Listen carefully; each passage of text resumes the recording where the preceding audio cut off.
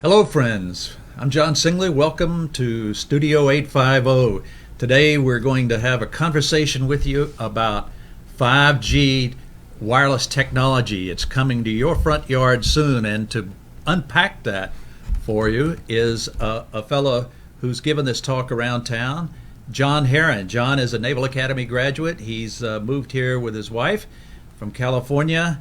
He's a commercial airline pilot operating out of Pensacola now. And John, welcome. Welcome to the studio. Thank you, John. So you gave a talk this past Monday down at the library to citizens about this whole business of 5G. So tell us what you told them. What is 5G, and why should we be concerned, or why should we care about this? Well, first, 5G is the next generation of wireless. We should care about this because, first, what it entails is a lot of cell poles, a potential health hazard. So, John, you brought some graphics in this afternoon to go over with us to make your points, and so let's get involved. Let's get into that, and let's start with your first slide. Requires a macro cell tower and also small cell poles. The macro cell towers are just like the old cell towers. They're 200 to 400 feet tall, up to 50 feet tall, but they're all interconnected through fiber optic networks underground. And the fiber optic networks is what gives 5G the switching towers that help propel the 5G network. The biggest thing about 5G, it's a whole bunch of different spectrums with the higher that are slotted by the FCC where people can legally radiate radiation. The blue areas are to the right is where 5G can go, all the way up to 300 gigahertz. The white areas you see, they're typically reserved for military or special federal use.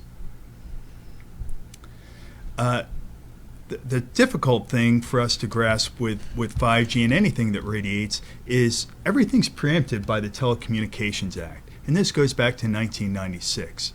And the important part that says is no state or local government can regulate or have any say on the radiation and what goes on in the neighborhoods just based on the radio frequency emissions. But that requires that the radio frequency transmissions be within FCC limits. So what that means, as I understand it, John, is that the telecommunication companies can come into a town and deploy their equipment and their capabilities without having to ask permission from the municipalities, the town. Is that correct? Yes and no. They do have to file a permit, but what happens is the cities have very little say as to whether or not they can deny the permit. And what makes it really difficult is they have a new FCC order, which number one limits what cities can charge for these poles, but also they have to approve those poles within 60 or 90 days on a shot clock. So the question of a pole being, people think of the cell towers that exist now as these large towers, but the 5G towers, as I understand it, are going to look a little bit different. Let's talk about that. Well, the 5G poles, we've been told everything, frankly. We've been told that they're going to mount them on old utility poles. We've been told they're going to have to erect their own wooden cell poles. We've also been told they're going to be placed on decorative poles. The more cities exert what say they have as far as the aesthetics, the more less intrusive pole they usually get, is what we see. So far, what we've seen in Pensacola are pretty tall towers. They're 40 to 50 feet tall, and they're pretty intrusive. And you'll notice because it has a round type antenna on the top of it. That's usually indicative of a small cell pole. But they're really not small. I refer to them more as a short cell tower rather than a small cell pole. They also have macro cell towers, and these towers are 200 to 400 feet tall. There's one right now in Cervantes and A Street. It's pretty tall, and it has an incredible amount of wires coming out of it. And those generate the further distance. As to health, there's dispute as to health concerns, frankly. The wireless industry will say there's nothing to be concerned about, but there are a lot of health experts that are concerned. Really, there was a turnabout last year a report came out called the National Toxicology Report. It was a multi-agency report, 16 years long, $30 million, and what it found was clear evidence linking radiation to cancer. This was supported by a totally separate study done in Italy by the Ramazzini Cancer Institute. And that validated all the findings of the NTP report. They used much lower levels of radiation. As a result, we have oncologists now that are calling for radiation to be classified as a Group 1 carcinogen. And that's along the lines of tobacco smoke, coal dust, etc. And the oncologists are weighing in on independent, peer-reviewed reports right now. So there is a legitimate concern out there. Is there any formal findings or reports from the National Institute for Health or the Centers for Disease Control on the risk from this shortwave technology? Well, the National Toxicology Project is under the umbrella of the National Institute of Health. It was a multi-agency study.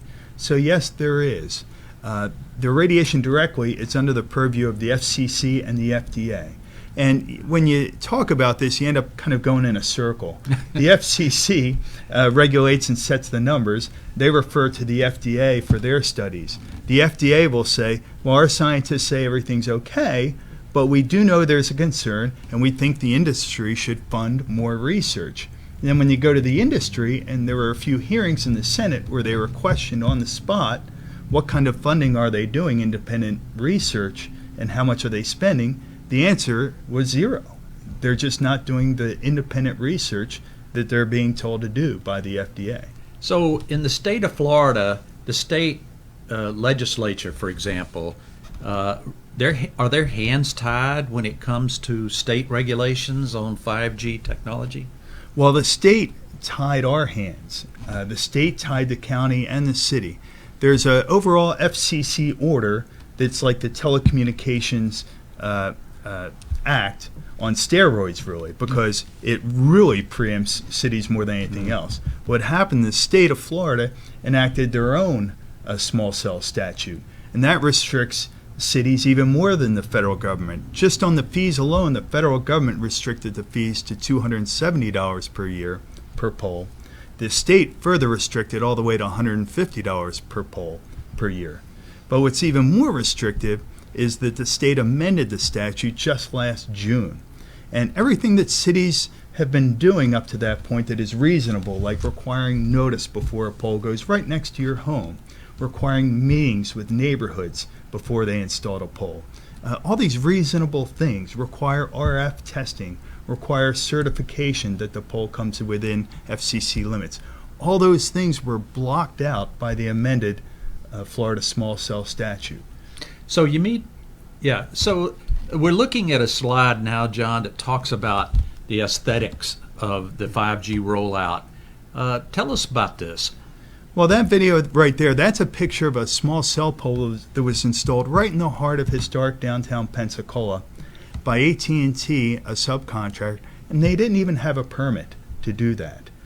We were told that they were all going to be decorative poles in our downtown, but this obviously is not. There were two other poles installed as well, one on Bayfront and 9th, the other on 9th and Salamanca Avenue. And that's right near the Aragon neighborhood. So it seems that the tech companies don't even think they have to apply for a permit. Now, we were told that they were sent a very strong letter.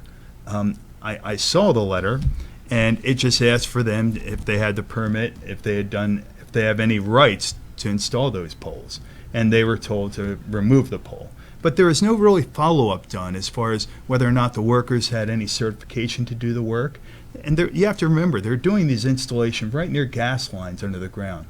And I think more should be done. To the best of our knowledge, no citations were issued. So these subcontractors, your idea here is that they may not be well supervised or well trained, but there's no way to know. Well, they're not. In our neighborhood in East Hill, they showed up in a neighbor's yard and trespassed actually on his property. What happens is, and it's predominant in the industry, they call it multi-tiered contracting, turf subcontracting.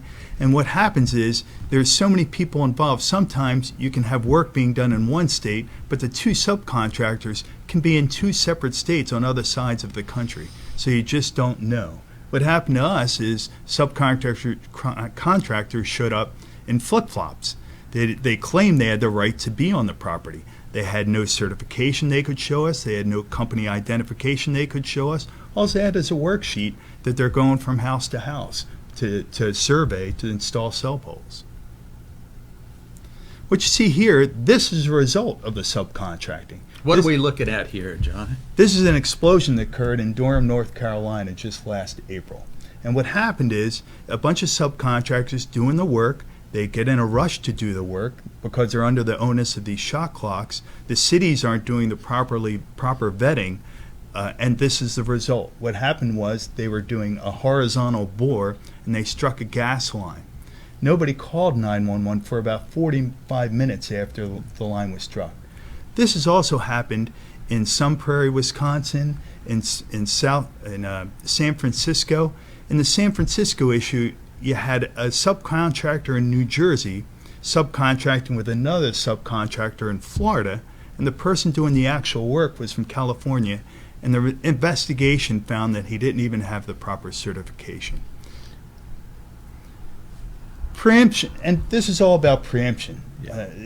What preemption, generally it applies a bigger government, the federal government. If there's a certain industry that should be regulated at the national level, that's when preemption is appropriate for meat labeling and things along those lines. Air traffic control. Absolutely. It's all involves the federal airways. So preemption makes sense there. Yeah. Here, this is the FCC order that preempted a local government. It capped the fees. It limits the amount of review that cities can do, and they're really limited to aesthetic review only. However, cities are starting to push back. There's pushback occurring from the most progressive pushback so far is in Encinitas, California.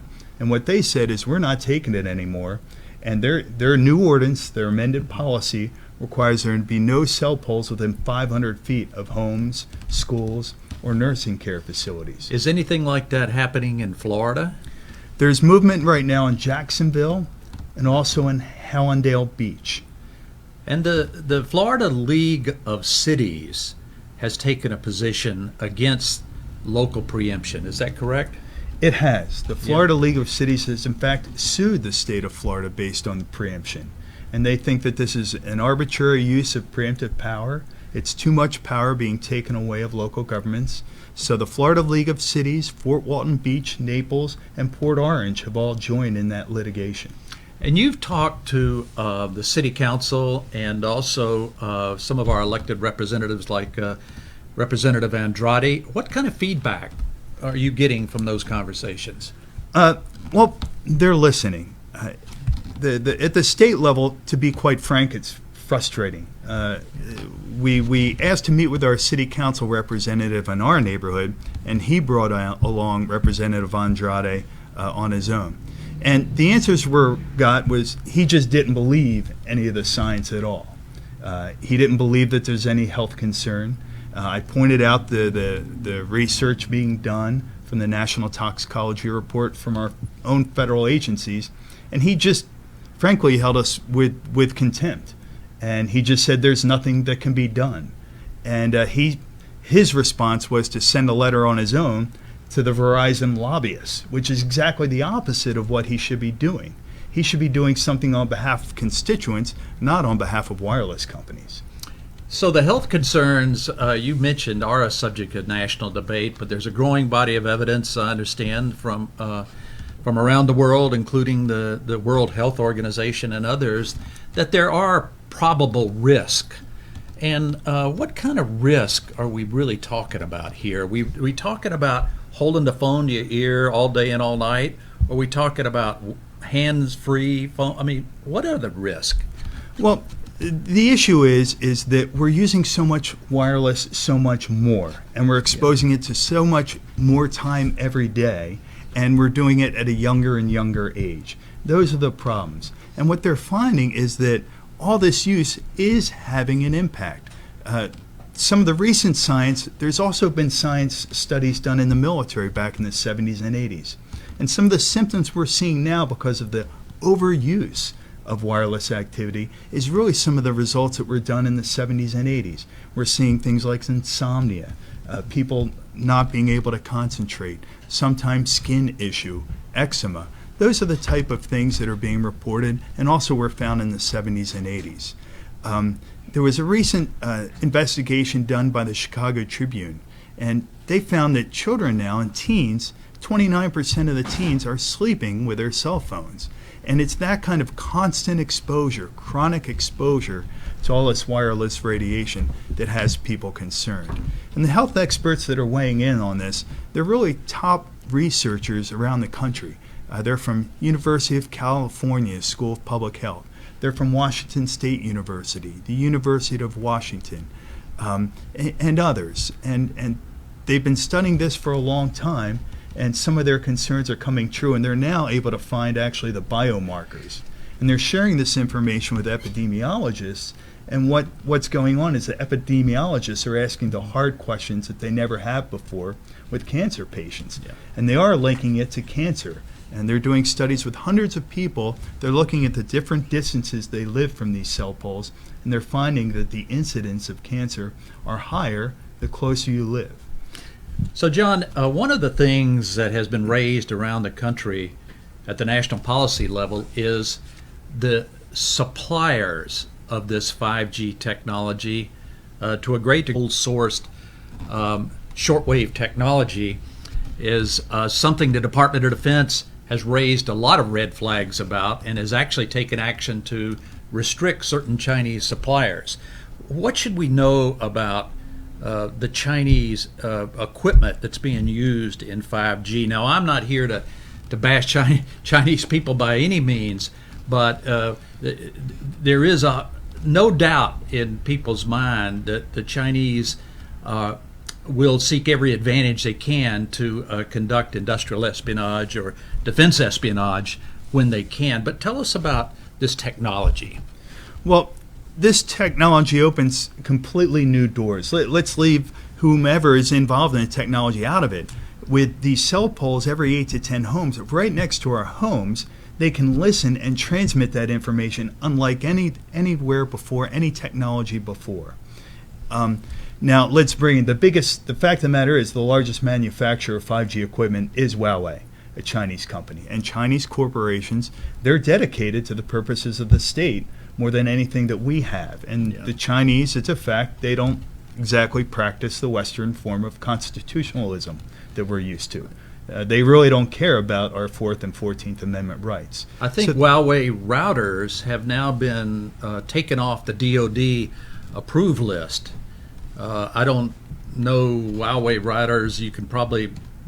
They're made by Huawei for a lot of different companies, so it's hard for a consumer to know who's actually involved in this. But the ability of these routers and this 5G deployment on these small poles in neighborhoods to listen would also seem to have some benefit. It's kind of the 1984 George Orwell thing of Big Brother's watching from every street corner, and that information in the hands of local governments, law enforcement, is sort of a good news, bad news situation, it would seem to me.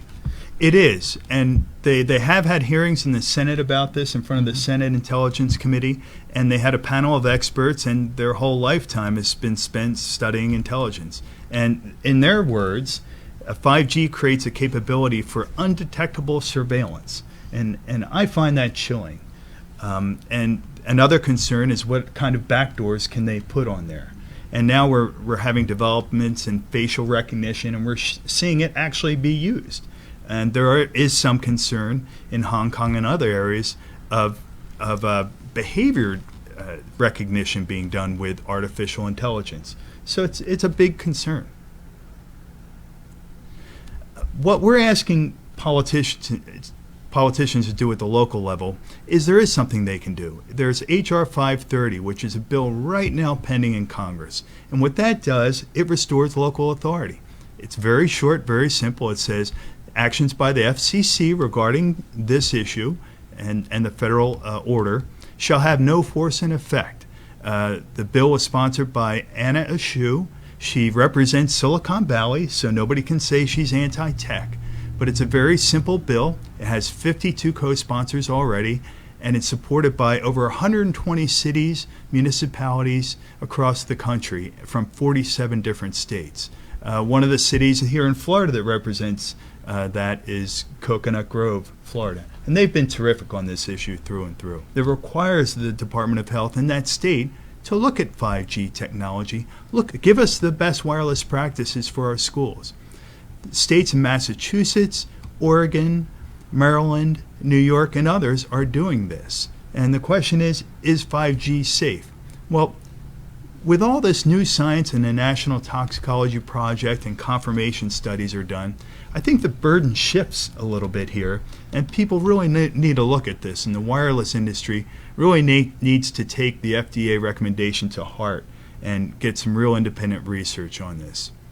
At the heart of the matter, when this issue has been heard, we have a struggle going on. We have the tech industry, and they want to put as many of these cell poles to achieve the coverage that they want to do. And in the best interest of our citizens, they want to do that, provide the coverage. But they also want to generate revenue, and that's part of their goal as well. On the flip side, you have local governments that they want their public right-of-ways to look good. It's the heart of the community. That's where neighbors meet. That's where they do business sometimes. That's where they talk.